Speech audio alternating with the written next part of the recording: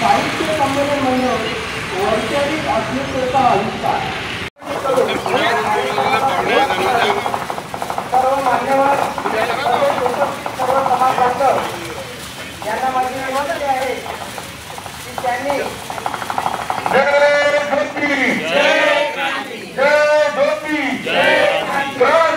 महात्मा ज्योतिबा फुले यांच्या विचारांचा सावित्रीबाई फुले यांच्या विचारांचा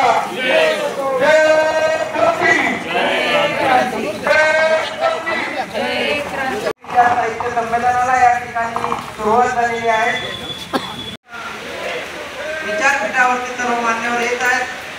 सर्व मान्यवरांचं या ठिकाणी कुमकुम तिलक होत आहे। या ठिकाणी सर्व मान्यवर माननीय संमेलनाध्यक्ष म्हणून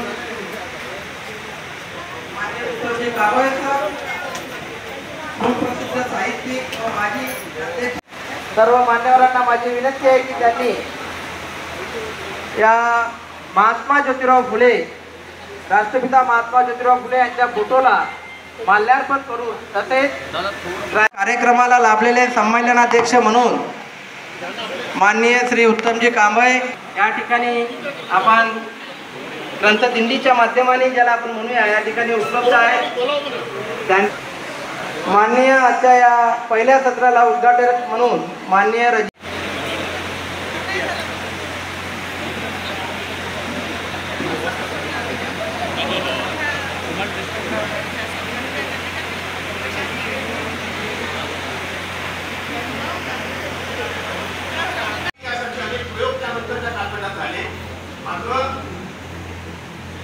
गणपती महाराजांनी त्यांच्या या सगळ्या कारस्थानाला बळी पडले नाही। सामाजिक सुधारणा, स्त्री शिक्षण आणि जात सोडण्याची कार्यशाळा प्रत्यक्ष गणपती महाराजांनी निर्माण केली।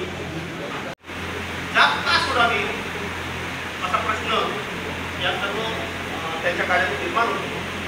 मी आधी सांगितलं की आपल्या सर्व शोषणाचं मोठी स्थितीमध्ये आहे आणि भीती वेगवेगळ्या पद्धतीनं आपल्यासोबत असते। ज्या पद्धतीनं जातीमध्ये आपण सुरक्षित असतो त्याच पद्धतीनं माणसाला तोडण्याचं सूत्र म्हणून सुद्धा जात आहे। केवळ तोडण्याचं नव्हे, तोडण्याचं सुद्धा सूत्र आहे। त्याचा उपयोग वेगवेगळ्या माध्यमातून सातत्याने करून घेतला जात असतो। माणसाला आजपासून 125 वर्षापूर्वीचा कालखंड आहे जिथे माणसाला विटाळ होत होता। त्या अवस्थेमध्ये जात सोडायची आहे, पण एवढंच नव्हे तर दुसऱ्याच्या अस्पृश्याच्याही घरच्या भाकरीचा काला हा उच्चवर्णीय व्यक्ती सुद्धा ग्रहण करतोय। मला असं वाटतं की हे समतेची लढाई ममतेनं लढण्याची प्रक्रिया होती। नागपूरमध्ये गेल्या अनेक वर्षापासून महात्मा फुले यांची विचारधारा अतिशय सातत्याने चालवणाऱ्या महात्मा फुले शिक्षण संस्थेने ज्योती सावित्री विचार साहित्य संमेलन भरवलेलं आहे। खरं म्हणजे ते यापूर्वी भरलेलं आहे, पुन्हा ते भरत आहे। माझ्या दृष्टीने ही अतिशय महत्त्वाची गोष्ट आहे, कारण महाराष्ट्रच नव्हे तर बऱ्याच अंशी आपला देश फुल्यांच्या विचारांवर चालतो आणि फुले हे मराठीतले पहिले बंडखोर साहित्यिक सावित्रीबाई फुले या पहिल्या मराठी कवयित्री, महात्मा फुले हे तसं पाहायला गेलं तर पहिले नाटककार, अतिशय बंडखोर पद्धतीनं अखंड लिहिणारे आणि साहित्यातून समाज घडवण्याचा, तो बदलण्याचा प्रयत्न करणारे महात्मा फुले आहे। त्यांच्या नावाने हे साहित्य संमेलन होत आहे, याला खूप मोठा अर्थ आहे। यापूर्वी महात्मा फुलेंच्या नावाने साहित्य संमेलन झालेले आहे, पण महात्मा फुले आणि क्रांतिज्योती सावित्रीबाई फुले यांच्या एकत्रित नावाने भरलेलं हे कदाचित दुर्मिळ साहित्य संमेलन असावं। आता हे संमेलन ज्या परिस्थितीमध्ये, ज्या काळामध्ये भरत आहे, तो काळ विचारात घेतला तर ह्या संमेलनाचं महत्त्व कळेल। फुल्यांनी आयुष्यभर जी विचारधारा मांडलेली होती ती समतेची विचारधारा होती। ती स्त्री पुरुष समतेची विचारधारा होती, ती जाती अंताची विचारधारा होती. महार मांगा धरावे छातीशी, ही जात संपवणारी विचारधारा होती. ही शिक्षणातून क्रांती करणारी विचारधारा होती. आणि शिक्षण नसेल तर जगातला कोणताच प्रश्न सुटणार नाही असं ठामपणे सांगून ती सिद्ध करणारी विचारधारा होती. विद्येविना मती गेली या एका ओळीतच त्यांनी शिक्षणाचं आणि त्यातून होणाऱ्या बंडाचं महत्त्व सांगितलेलं आहे. आज असा काळ आहे, शिक्षणाचं स्वरूप पण बदललेलं आहे आणि ते परिवर्तनाऐवजी साक्षरतेकडे गेलेलं आहे. समतेचे प्रश्न मोठ्या प्रमाणात ऐरणीवर आलेले आहेत. नवी भांडवलशाहीच्या आश्रयानं चालणारी लोकशाही, जागतिकीकरण, खाजगीकरण, याच्यातून तयार होणाऱ्या वेगळ्या वेगळ्या भेदाभेदाच्या कल्पना, जाती आणि धर्माला नव्याने प्राप्त होत असलेलं महत्त्व, अंधश्रद्धा आणि कर्मकांड यांना जाणीवपूर्वक दिली जात असलेली राज्यमान्यता, समाजमान्यता, या सगळ्याचा अर्थ असा आहे, असं तरी होत नाही आहे का की पुन्हा आपला प्रवास मागे निघालेला आहे. अतिशय कठीण परिस्थितीतून संघर्ष करून महात्मा फुल्यांचं बोट धरून आपण पुढे आलेलो होतो, आपण पुरोगामी झालो होतो. आणि ही व्यवस्था संपूर्ण समाजाला मागे नेण्याचा प्रयत्न करते आहे. आणि हे भारतातच घडतं असं समजायचं कारण नाही. सगळ्या जगातल्या माणसांनीच मान मागे वळवलेली आहे. आणि या काळामध्ये तुम्हाला जर मान पुढे करायची असेल तर महात्मा फुल्यांच्याशिवाय पर्याय नाही. असे महात्मा फुले ज्यांना डॉक्टर बाबासाहेब आंबेडकर महागुरू मानतात. दक्षिण आफ्रिकेमध्ये मानवतेच्या लढाया लढणारे महात्मा फुलांचं साहित्य तिकडे घेऊन जातात. अमेरिकेमध्ये निगरूंच्यासाठी काम करणारे लोक महात्मा फुल्यांचं साहित्य घेऊन तिकडे वाचतात. कारण त्यावेळेला महात्मा फुल्यांनी माणसाचं दुःख महत्त्वाचं मानलं होतं. तो महाराष्ट्रातला आहे, तो देशातला आहे, तो हिंदू आहे, तो मुस्लिम आहे, तो पुरुष आहे की स्त्री आहे, याच्यातून बाहेर पडून त्यांनी मानवी दुःखाला हात घातला होता. आणि विशेष म्हणजे त्याने आपला एक ग्रंथच अमेरिकेतल्या निग्रोंना अर्पण केलेला होता. आपण कल्पनाच करू शकत नाही की 150 वर्षापूर्वी निग्रोच्या डोळ्यातले अश्रू पुसण्याची इच्छा फुल्यानं कशी काय झाली आहे. आज तरी निग्रोंना कोणी विचारतच नाही. त्यांचं आता गोरेकरण झालेलं आहे, श्वेतकरण झालेलं आहे. पण ह्या सगळ्या गोष्टी आपण लक्षात घ्यायला पाहिजेत. आणि आपण मी पुन्हा पुन्हा सांगतो आहे, अशा एका समाज वळणावर पोचलेलो आहोत की आपल्याला आत्ता कळेन असं झालेलं आहे की धर्म कशाला म्हणतात. प्राध्यापक अरुण पवार, अध्यक्ष महात्मा फुले शिक्षण संस्था नरसिंहनाथ चौक नागपूर. आज दिनांक 8 तारखेला महात्मा फुले शिक्षण संस्था तर्फे ज्योती सावित्री विचार साहित्य संमेलन संपन्न होत आहे. या संमेलनाध्यक्ष म्हणून नाशिकचे सुप्रसिद्ध साहित्यिक माननीय उत्तमजी कांबळे साहेब, तसेच उद्घाटक म्हणून पुण्याच्या रजा सुलताना मॅडम, तसेच प्रमुख पाहुणे म्हणून माजी आमदार अशोकजी मानकर या संस्थेला लाभलेले आहे. आणि मी स्वागताध्यक्ष म्हणून या साहित्य संमेलनामध्ये सहभागी केला. महात्मा फुले शिक्षण संस्था ही 1960 पासून स्थापन झाली आणि आज ज्यावेळेस 1958ला जी प्रभात पटेलला मिटिंग झाली त्याच्यानंतर रजिस्ट्रेशन करण्यात आलं 1960ला, तेव्हा महात्मा फुले शिक्षण संस्थाचे नाव ठेवण्यात आलं. आज ज्यांनी ही संस्था स्थापन केली त्यापैकी कुणी हयात नाही, परंतु यांचा उद्देश होता की माई समाजातील लोकांनी शहरात त्यांची राहण्याची व्यवस्था व्हावी म्हणून महात्मा फुले सावित्रीबाई फुले छात्रावास या नावाने संस्था काढावी. परंतु जेव्हा रजिस्ट्रेशन 1960ला करण्यात आलं तेव्हा महात्मा फुले शिक्षण संस्था असं नाव ठेवलं. या संस्थेचे 13,500 लाईफ मेंबर म्हणजे आजीवन सदस्य आज ताब्यात आहेत. वर्षभर महात्मा फुलेच्या आणि सावित्रीबाई फुले विचारांच्या दृष्टिकोनातून इथं वर्षभर कार्यक्रम राबविले जातात. टिळक महोत्सवसुद्धा रविवारी सुरेश भट सभागृहामध्ये घेण्यात आला 60 वर्ष झाली तेव्हा. आणि हे दुसरं साहित्य संमेलन आहे.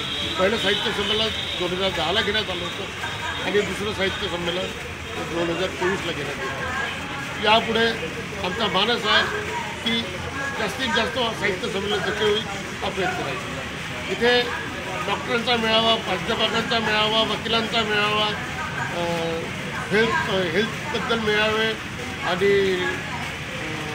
वेगवेगळे असे कार्यक्रम या संस्थेद्वारा राबविले जातात आणि सर्व समाजोपयोगी ही संस्था काम करत असते.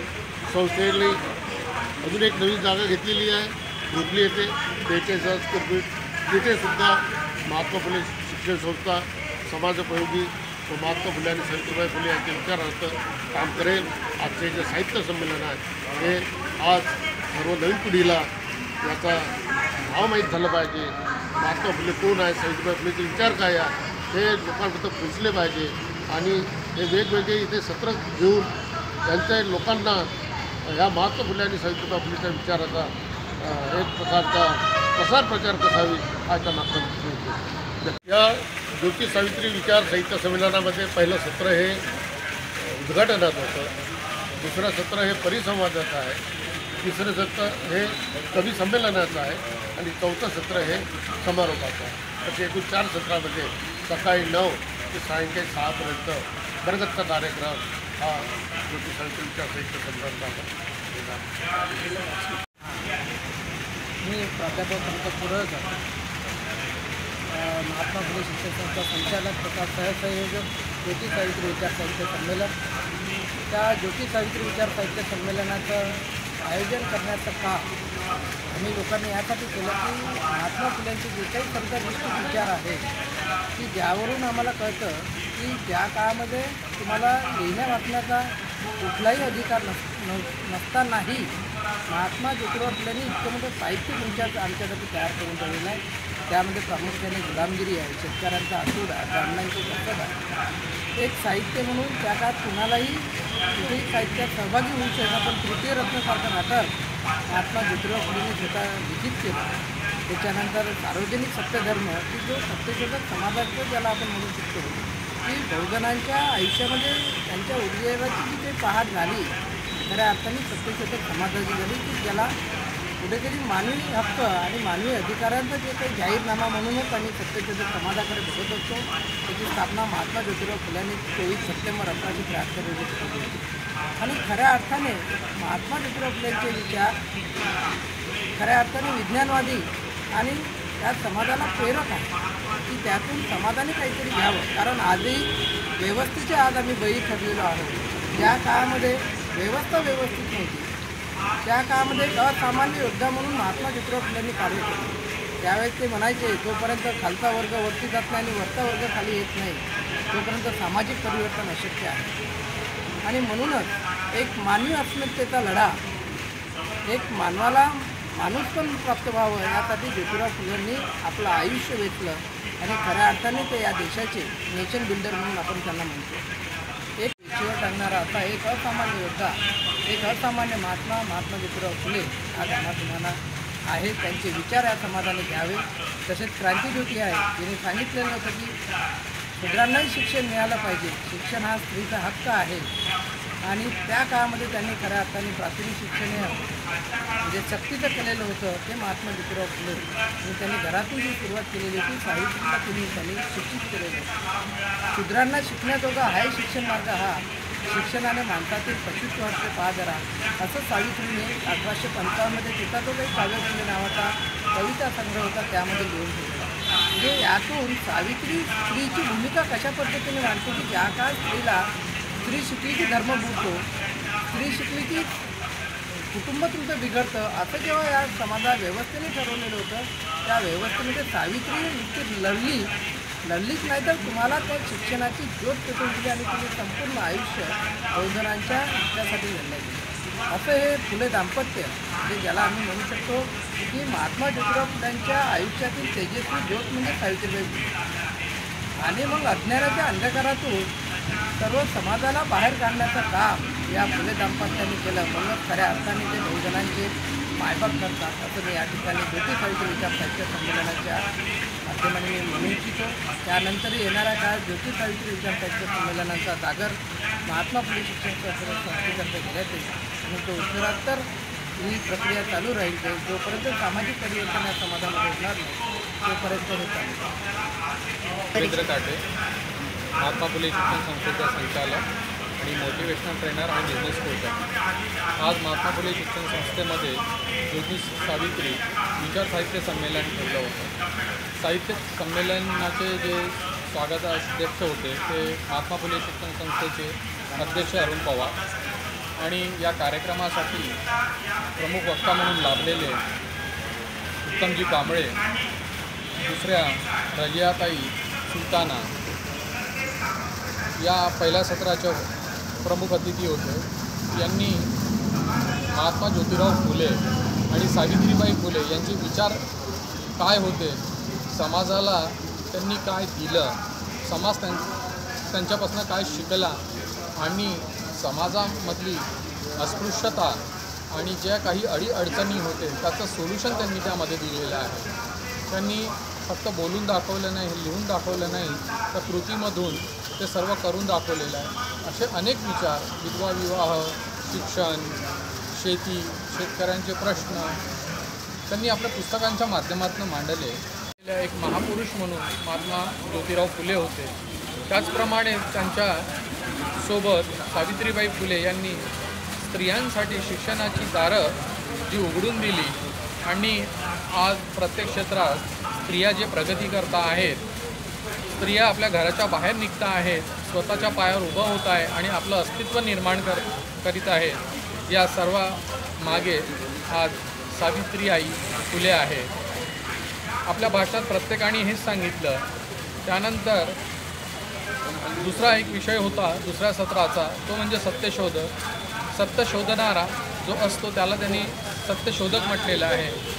आपण शिक्षित जरी झालो पण सत्य काय आहे आणि असत्य काय आहे, शिकल्यानंतर खरं आणि खोटं काय आहे याच्यामधला फरक जर आपल्याला समजत नसेल तर आपल्या त्या शिक्षणाला काहीही अर्थ नाही, असं त्या सत्यशोधकामध्ये त्यांनी आपल्या पुस्तकांच्या माध्यमातून ते व्यक्त केलेलं आहे.